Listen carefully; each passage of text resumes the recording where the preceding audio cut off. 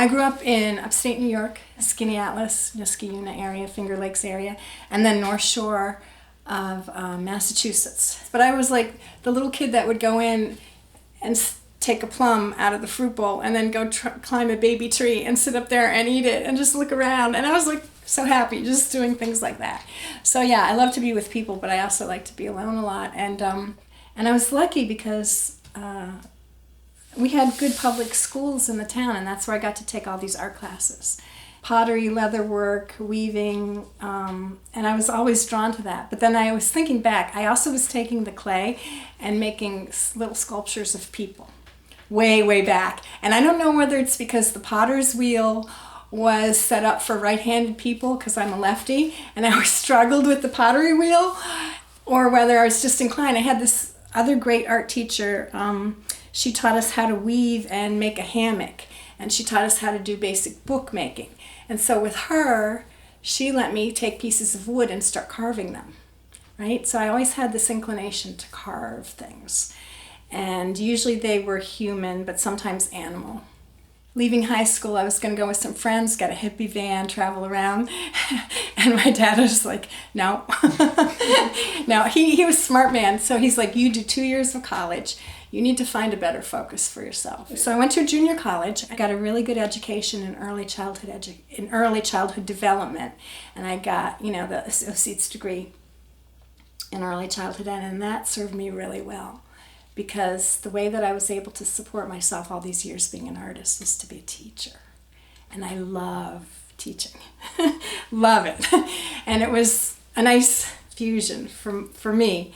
So after the junior college and doing a couple of internships with their program, my father being smart, I found what I wanted to do. So then I transferred to American University in Washington, D.C. The school had a strong reputation, and when I came, everyone in the country was doing welding and sculpture and non-objective and abstract, and that was great. But so late 70s, early 80s, I really wanted to work with the figure. I don't know why, and so AU was one of like 3 East Coast colleges that were still using traditional methods with using the figure. And so I got to study under Mark Oxman both for my undergrad and then my graduate school. And he was phenomenal. He had been trained in Britain, and he was just so good because he taught us form. So it didn't matter if we were looking at a human or a rock or a lizard or a plant. It was all about the form, right? And the studio is very basic. We just used clay, wax, hydrocal. Nothing fancy was at AU at that time. But, and then I had great etching printmaker, Lee Newman, and some amazing painting and drawing teachers. So I got my teaching degree, got some teaching jobs in the area. But I kept going back to AU because as an alumni, I could use the studio.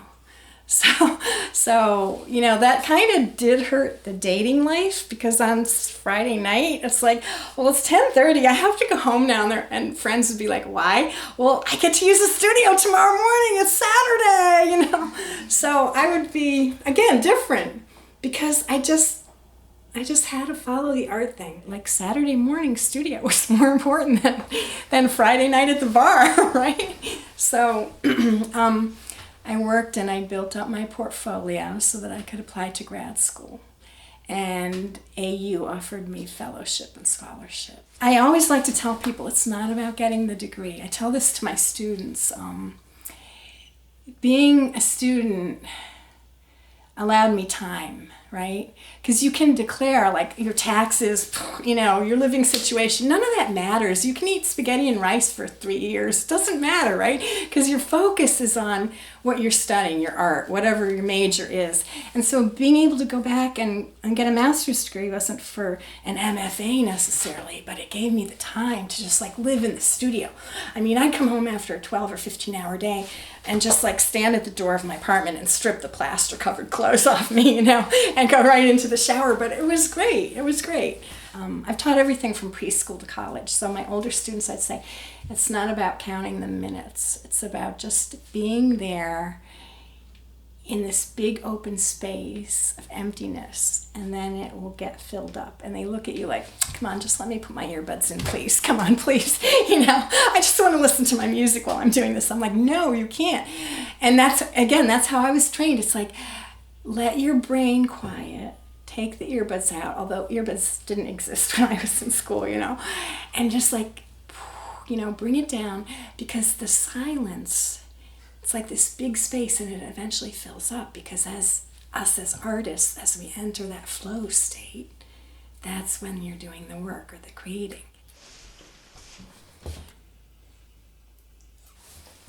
Just starting a piece, and it's very rough, but I just need to start thinking about the forms. I'm trying to follow the larger movements here on these, and just get get my proportions the way that I want. And I'll start with some kind of a little armature, which I can stick into wax and just kind of build it up. You see this guy here, if I break off the wax, there's copper under there. And I'll just build a little wire armature, stick it into wax. This is sculpting wax. It's called microcrystalline. We heat it in a crock pot. And so what I can do is I can take out some soft clay, some soft wax. And you're always going to be working back and forth between wax that's too soft, like this is a little too soft. It'll actually turn to liquid in the crock pot if I let it get too hot. And I can just start to build up the forms. And I think just often like painters will do, well, maybe not all painters, but I work the whole piece at once. So in other words, I'm never going to sculpt a whole arm and make it perfect before I have the torso or the legs. So you're going to work it all to the same level. If I want to take some wax off, that's already hardened, so that's what I'm doing now. I'm heating my tool, and I can just slice down that wax. My figures were always long, and I tried stone, I tried carving, but again, I don't know why my figures needed to be done in clay on an armature or wax, because there's a certain tensile strength with wax. And then for the clay and plaster, I have to cast in bronze, because just the figures won't stand up. If they're in stone or something, they'd shatter.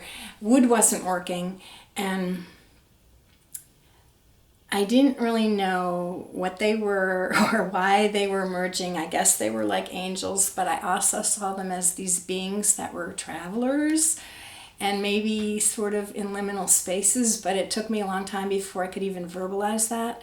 And again, Rilke gave me some words to apply, because I started reading his Duono elegies. I'm probably saying that wrong. And he talks about winged beings, not Christian necessarily, but just the archetype of a winged being or an angel. And then later I learned about bodhisattva, so like a spirit angel thing that can come reincarnated to help. That's more in the Buddhist tradition. So, but this all came after. Like, I didn't have any verbiage for this, and that I was very inspired by Greek archaic and early classical, and Egyptian. And I loved the contour lines of all of these things. And I loved that they were figures, but they were stylized figures. So it wasn't like taking and trying to copy anatomy. Those cultures had their own purposes, of course, for those sculptures. But yeah, I just thought, for me, that refined contour line that you can follow, and you've got the 3D sculpture, right? And you can follow these gorgeous lines and forms. Oh, so art history too helped me, or guided me or led me. When I was in school too, art history was all Jansen. The classic Jansen book was this thick, and it was pretty Western. They had one chapter on Chinese art, but yeah, it was Jansen. So old people are gonna know what that means. He was the author. And it was like the art history book, but also at AU I had these two women professors, Dr. Browdy and Dr. Gerard. And they weren't overtly feminist, but they made sure that we got to see something else, because, you know, it's like slide after slide of like, I don't know, Rococo and Baroque paintings of these, like, just these nude women that were just like painted for the parlors or the smoking rooms of men's library studies, you know, like classic, like European art. And I think my early ones didn't always have wings, but they were strong, standing female images, because I was reacting to that art history stuff. But I wasn't really like wanting to verbalize it, like I'm making a political statement, you know, women's lib or whatever. But yeah, these angels or winged beings just started to happen, and that was the path I went. Recently, just got life settled again, and I'm, okay, this is it. This is what I'm going to do. I'm retired from teaching, and so, yeah, and with COVID, I had to go down to the foundry and like drop them off and leave them there. We didn't have any contact, and then he would work on them, and I'd go back 3 weeks later and just pick them up and didn't even see anybody. So it was a weird process.